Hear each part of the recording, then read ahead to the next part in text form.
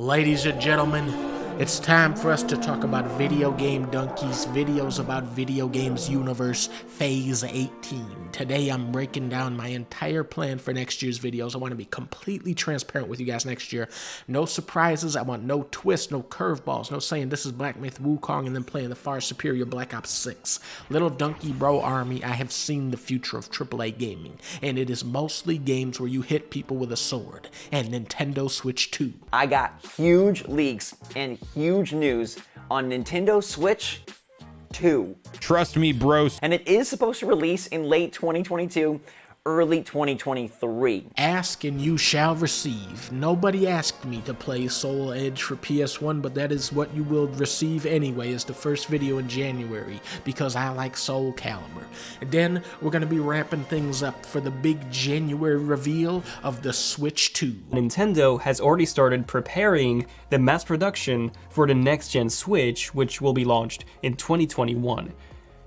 So yeah, just a few months essentially. All of this stuff that went around in December was just wrong. I've heard from very trusted sources that Switch 2 is going to be revealed in January, from big time, like the guy on Reddit said it. There is actually a verified Reddit mod, which... So the Nintendo Switch 2 leaks have gotten pretty insane, and... they actually have the Y and X buttons reversed from how Nintendo has them. Nintendo Switch 2 is going to be a PlayStation 2 level event in gaming. The second this thing gets announced, I am throwing my PS5 Pro directly out the window. Is this Nintendo Switch 2? Yes. Over on Twitter, there was a tweet that proves everything. The launch lineup for this thing is going to be pure insanity. New Elden Ring, that's a day one launch title. Witcher 4, that's a day one launch title with 4 times as many bugs as Cyberpunk. There's a ton of third-party support in the pipeline. Get ready to play modern AAA offerings on your Nintendo Switch system. And a lot of different games from major studios are essentially just sitting and waiting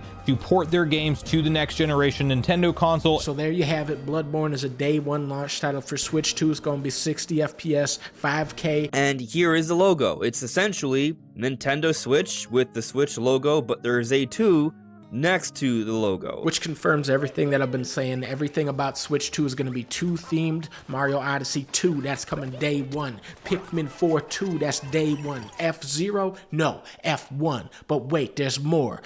Donkey Kong's Big Banana Extravaganza, an all-new 3D Donkey Kong platformer made by the Mario Odyssey team. They made 2 games and they're both coming out day one. That's been confirmed. So I'll put both images up on screen for you guys right now. That's the wheel from Mario Kart 9. That's day one confirmed. There was a person on Reddit who... When a person on Reddit said it, it's gotta be true.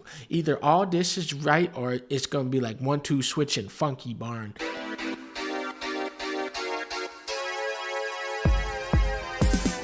January 17th, we're playing Dynasty Warriors Origins. You play as a woman hitting people with a sword, which is what I love so much about video games. Finally, we're going to learn the origins of Dynasty Warriors, and did you know that the first one was actually a one-on-one fighting game, just like Soul Edge? January 23rd, of course, we're going to be playing Star Wars Episode 1 Jedi Power Battles Remastered. This game came from a different era in gaming where every game wasn't sword fighting. Only some of them were. Very brave of George to do this back then today. January 28th, of course, we're going to be playing Eternal Strands. This is the second Strand type game where you are a woman hitting a tree with a sword. I love all the games that this reminds me of, so let's all play Eternal Strands on the beach with Norman Reach. February 4th, of course, we're going to be playing Kingdom Come Deliverance 2. I love games like Skyrim where you're hitting everybody with a sword and dragons are flying everywhere. Dragon Age didn't have any dragons in the part I played, so February 14th, of course, we got to be playing Assassin's Creed Shadows, where you are a woman hitting people with a ninja sword.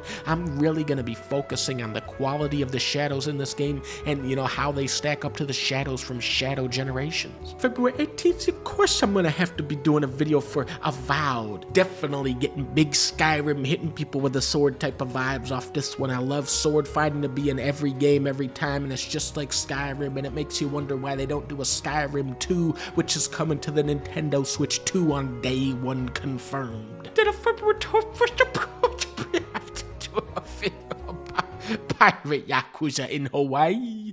In this game, you play as a Japanese gangster who becomes a pirate captain that can create clones of himself, and then he sails to Hawaii and teams up with a giant boxing monkey. It does have sword fighting, but I feel like it has too much stuff that isn't sword fighting for this game to be successful next year. February 28th, of course, we're gonna have to play Monster Hunter Wilds. This is a very innovative game where you can choose to be a woman or a man and then hit monsters with a sword. I don't think they've done sword fighting in a game for a while, so it's gonna keep things pretty fresh like Skyrim. In March, we're definitely playing South of Midnight, where you play as a woman, you're hitting monsters with a sword. It's exactly the right kind of game. Then Switch 2 hits shelves, boom, we get Witcher 4. You're a woman hitting witches with a sword, but you gotta use the golden sword for aquatic monsters, I believe. Onimusha, I love it. We're hitting with a sword. Ninjas are involved. The guy from Onimusha 3 is involved.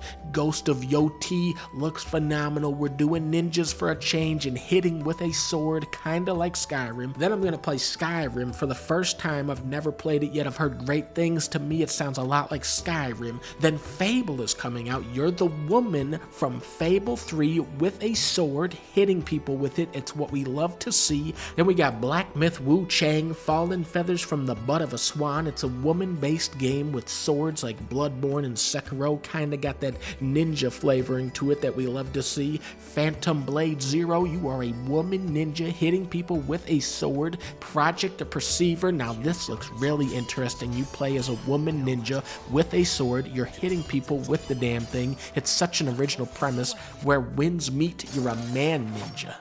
Yeah. And you're hitting people with a sword like Onimusha. And then I'm thinking we're gonna close out this year strong with Intergalactic. This is the new game from Naughty Dog, which is one of the best studios. We're talking Crash Bandicoot, Jak and Daxter, Uncharted, Last of Us. I swear, every time Naughty Dog steps up to the plate, they hit a home run. But for some reason, I started getting this bad feeling when I was watching this trailer. You know, we have a woman character, okay, probably a ninja, but why are we in a spaceship talking to people like Starfield? And I started thinking, I don't know, man. Maybe gamers were right. Maybe Naughty Dog is losing that magic touch. But then she pulls out a big-ass Skyrim sword and...